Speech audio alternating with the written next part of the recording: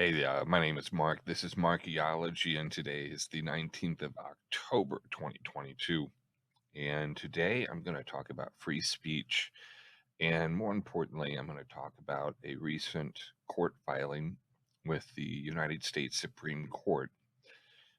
It's an amicus curiae, which means that it is a friend of the court brief.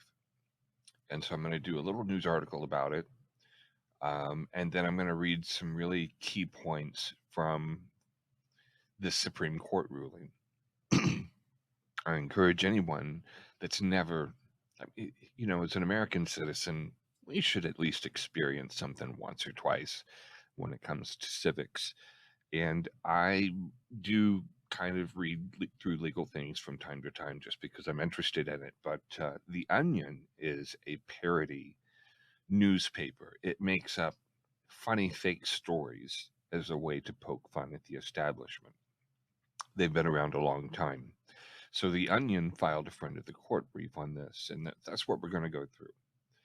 Now, the reason that this is important to me is that I have a vested interest in this. So I haven't identified with a political party since 1992, other than Libertarian since then for a little bit, but they're like librarians. I've given up on them. So I just identify as an American. Um, I have been called fed by people from Antifa that I talk to online. I've been called fed by people from the MAGA group. So I get it from both sides. So I guess that makes me middle of the road. Anyway, I could see that things really weird were starting to happen with the last election cycle. The way that they started talking about disinformation and misinformation, and the fact that the Obama administration removed the prohibition of producing disinformation and propaganda for the United States domestic use. I've always been suspicious. So, on the day that Biden got inaugurated, I think that there were problems with it, just my particular opinion. But more importantly, I saw the way that they militarized right after, the inauguration, everything, that there were going to be problems. So I created a parody account on Facebook, and it was called Buck Fiden. And if you think really hard, you can figure out what Buck Fiden is about. But I'm going to show you here January 21st, 2021. You know what would be really funny? If the asshats at Facebook try to take down a self-professed parody account, especially in light of Supreme Court cases protecting parody as a form of free speech. Welcome to Dada 2021. I could see this stuff coming from a long, long way away. And it's happened pretty much as I was expecting. So, this is brought to you by Brown's Body Barn. These are the products that I make. This is a complete skincare system. This is an exfoliating soap. One side of it's really exfoliating, one side isn't. It's great for heels and rough skin areas, also for areas of psoriasis. And I prevented myself from getting poison ivy with it twice, once accidentally, once intentionally. Then there's a face scrub. This is just a small and a large. There's a 3% hyaluronic acid gel that I used for a finger that got taken off and reattached. And then this stuff is just almost amazing. It's an oil and butter mixture that absorbs into your skin. It doesn't feel greasy. So Brown's Body Barn, check it out, brownsbodybarn.com. So here is the news article, and I'm going to just highlight some of it. So this is from an article that Newsweek had. Used to subscribe to Newsweek. So there's a guy in Ohio who's arrested by his local police department for running a parody page that mocked the police department. And so the police department, Parma, Ohio, they arrested the guy for poking fun at them. This is outside of Cleveland. This is in 2016. So the police charged Novak with disruption of a public service. They claimed that his Facebook page, which stayed up for a single day, led to several concerned residents calling the police department. In one post, Novak wrote that the police were holding an event to allow convicted pedophiles to solve quizzes and puzzles for a chance to be removed from the state's sex offender registry list and become honorary members of the department. Other posts said that the police would be providing an experimental technique for abortions for free in a police van, that the department was seeking recruits, but that minorities were strongly encouraged not to apply, and that residents were banned from providing food to the homeless in an effort to starve them.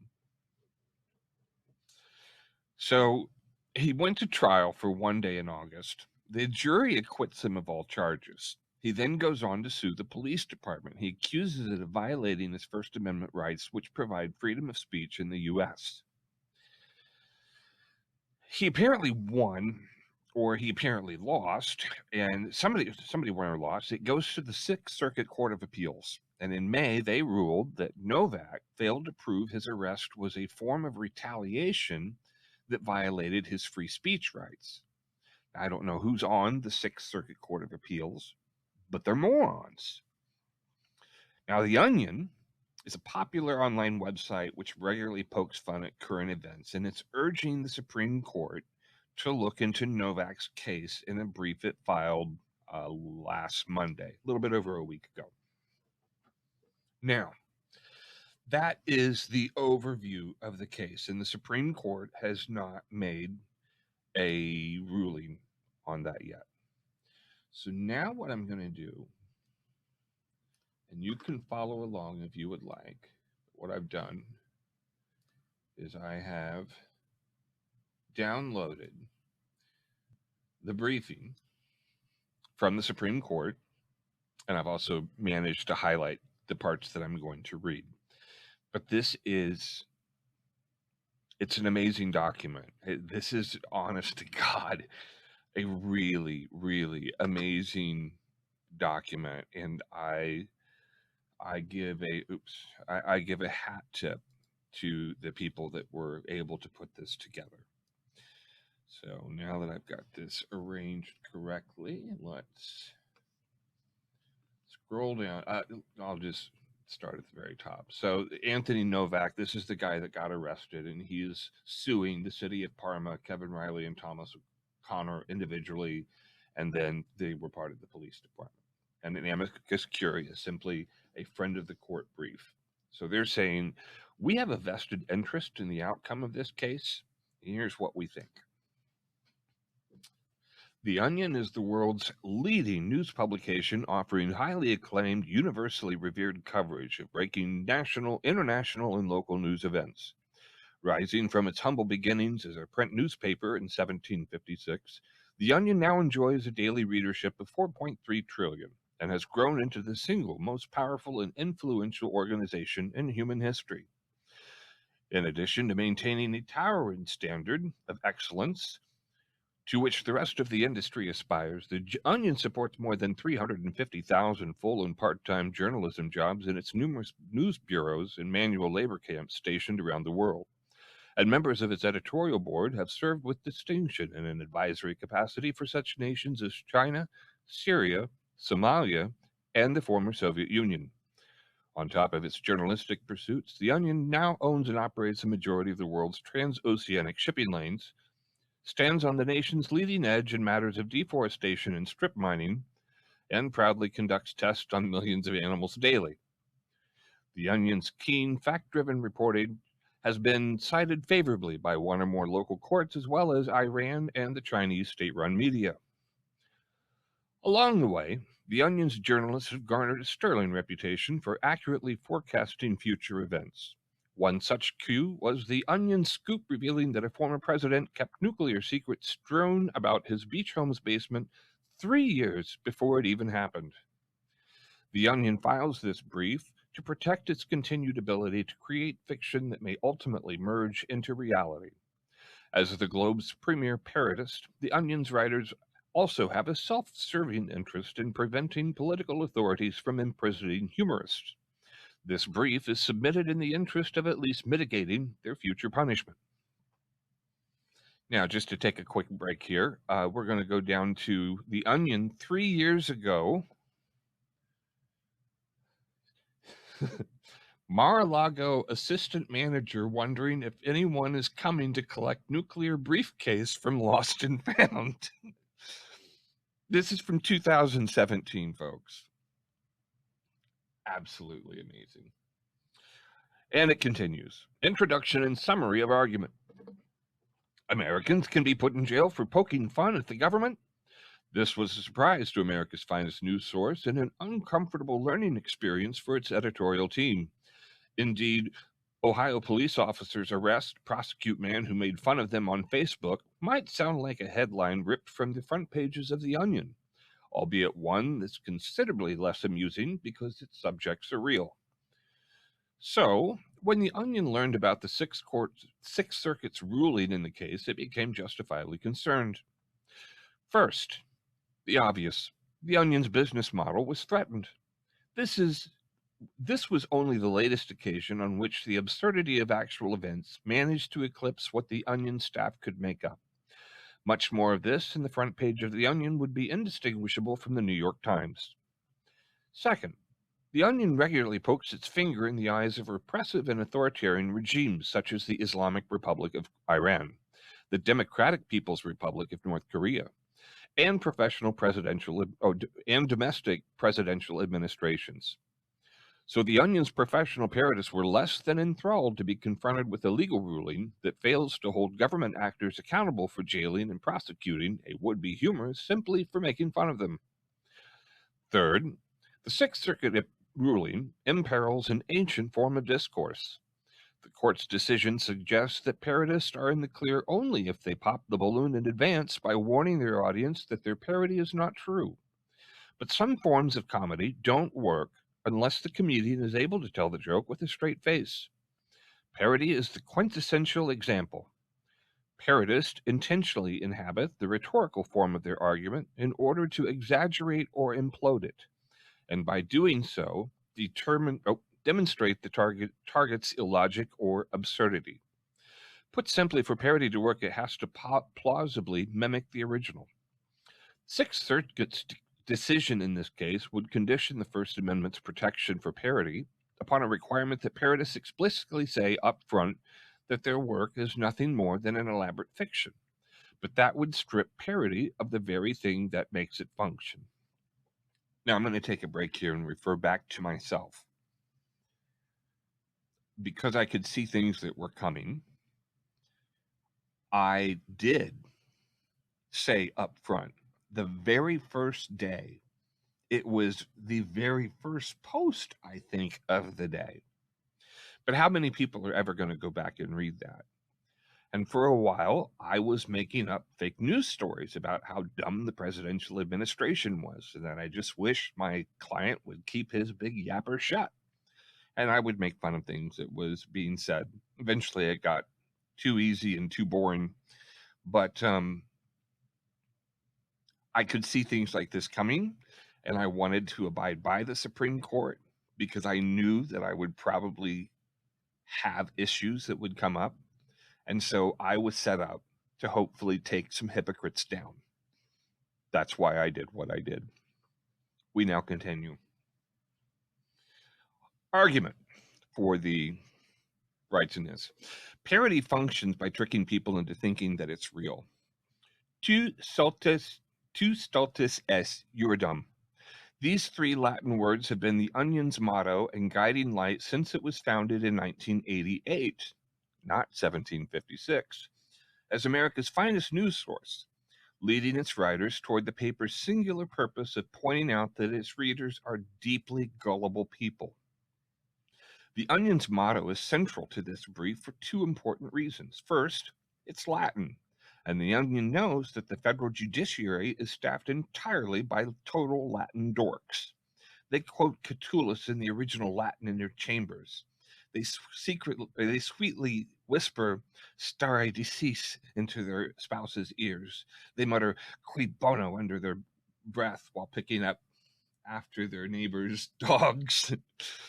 so, so the Onion knew that unless it pointed to a suitably Latin rallying cry, its brief would be operating far outside the court's vernacular. The second reason, perhaps mildly more important, is that the phrase, "you are dumb," captures the very heart of parody, tricking readers into believing that they're seeing a serious rendering of some specific form, a pop song lyric, a newspaper article, a police beat, and then allowing them to laugh at their own gullibility when they realize that they've fallen victim to one of the oldest tricks in rhetoric. This is not a mere linguistic anecdote. The point is instead that without the capacity to fool someone, parody is functionally useless, deprived of the tools inscribed in its very etymology that allow it, and again, to perform this rhetorically powerful sleight of hand, it adopts a particular form in order to critique it from within. Of course, what moves this into the realm of parody is when the Onion completes the headline with a punchline, a thing that mocks the newspaper format. The Onion could do something like, "Supreme Court rules, Supreme Court rules." The Onion could push the parody even further by writing the joke out in article format with, say, a quote from the justices in the majority opining that while the U.S. Constitution guarantees equality of power among the executive, legislative, and judicial branches, it most definitely does not guarantee equality of coolness. And rounding off by reporting the Supreme Court's holding that the court rules and rules totally, all worthy and touched by nobody, in perpetuity, and in accordance with Article 3 of the U.S. Constitution. The ability of the President and Congress to keep pace with us is not only separate, but most unequal. And then they go through and they explain a little bit more. Parodists can take apart an authoritarian's cult of personality, point out the rhetorical tricks that politicians use to mislead their constituents, and even undercut a government's institutions' real-world attempts at propaganda. That's what I've been doing. Time and again, that is what has occurred with the Onion's news stories. In 2012, for example, the Onion proclaimed that Kim Jong-un was the sexiest man alive. China's state-run news agency republished the Onion story as true along a slideshow of the dictator himself in all his glory.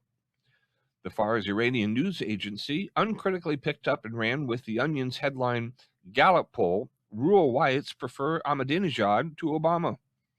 Domestically, the number of elected leaders who are still incapable of parsing the Onion's coverage as satire is daunting.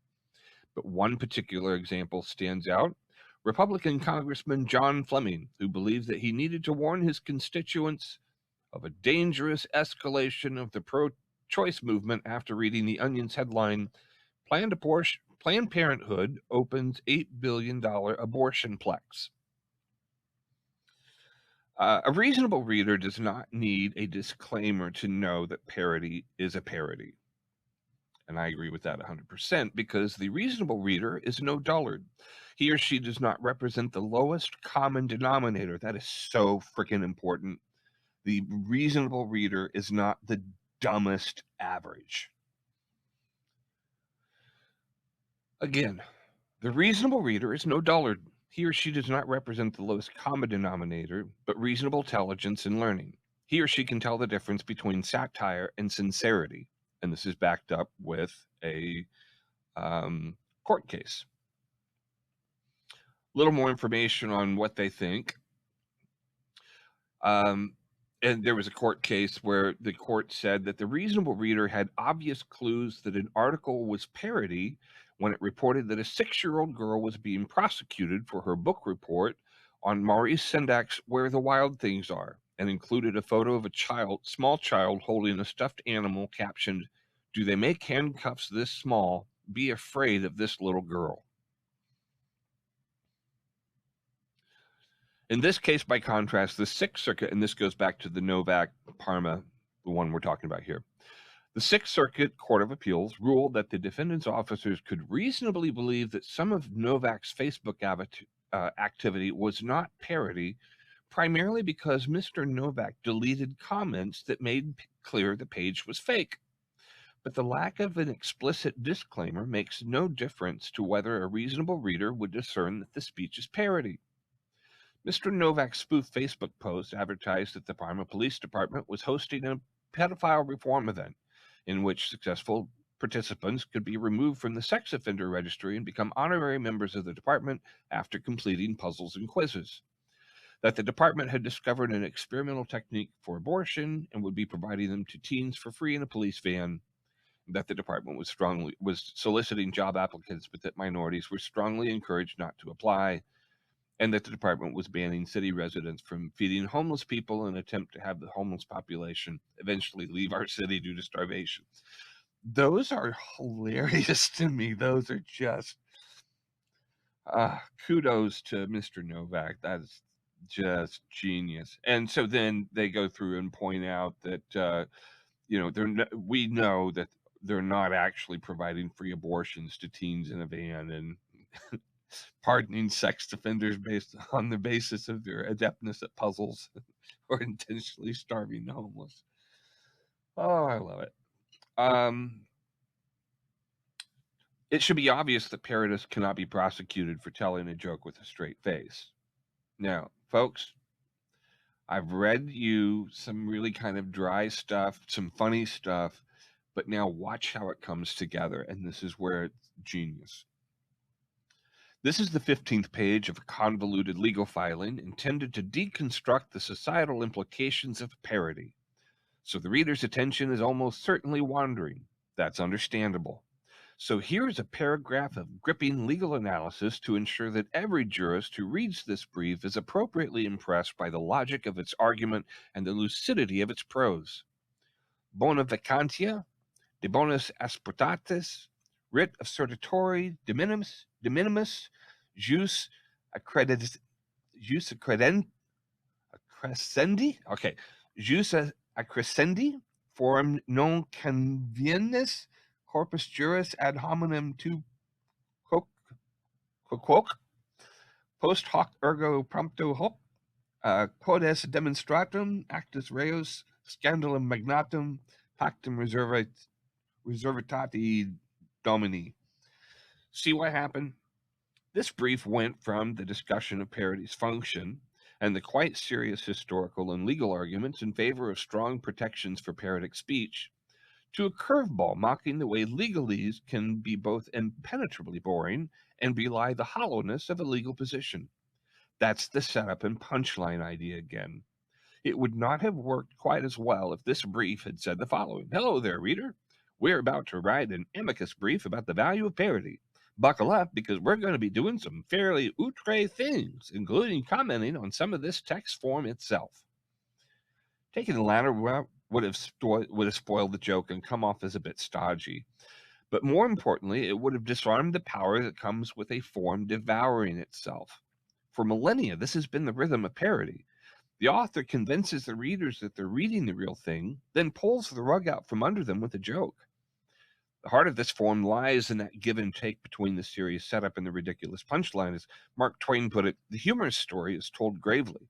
The teller does his best to conceal the fact that he even dimly suspects there's anything funny about it. And this is the end. The Onion intends to continue its socially valuable role by bringing the disinfectant of sunlight into the halls of power. And it would vastly prefer that the sunlight not be measured out to its writers in 15-minute increments in an exercise yard.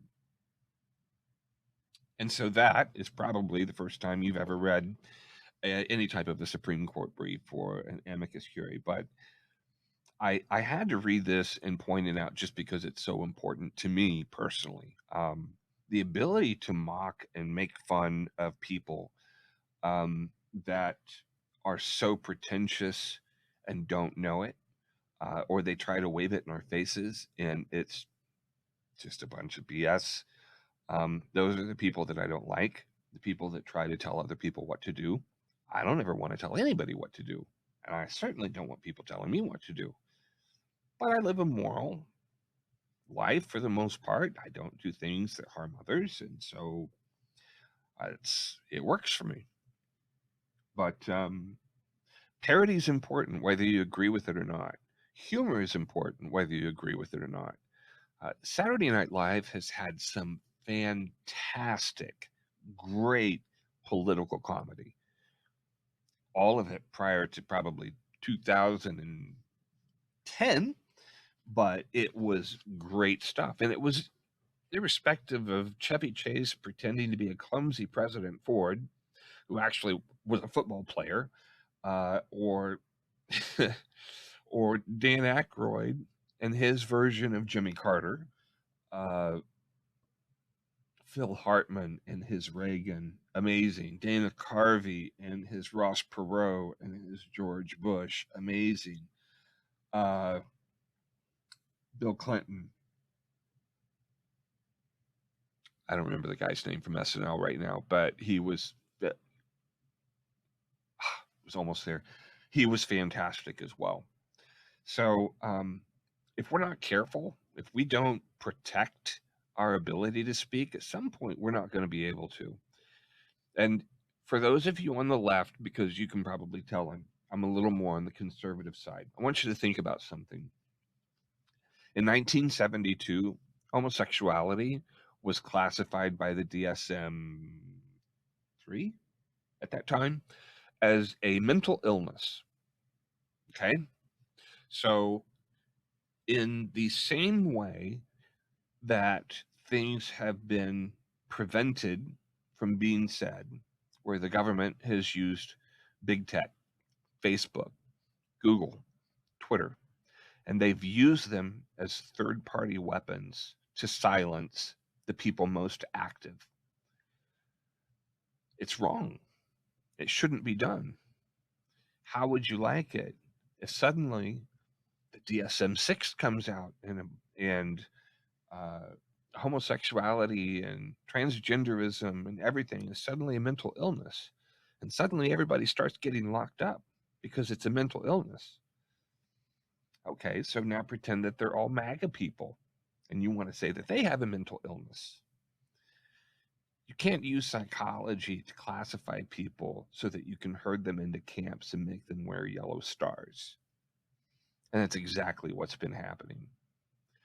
Hitler did not fight his way to power to subject the German people. He did it to cries of adulation. He did it to crowds of voters that thought he was the greatest thing in the world because there was trouble at home and they didn't know how to fix it. And Hitler gave them somebody to blame. And he said, I'm going to fix it. And we see what happens.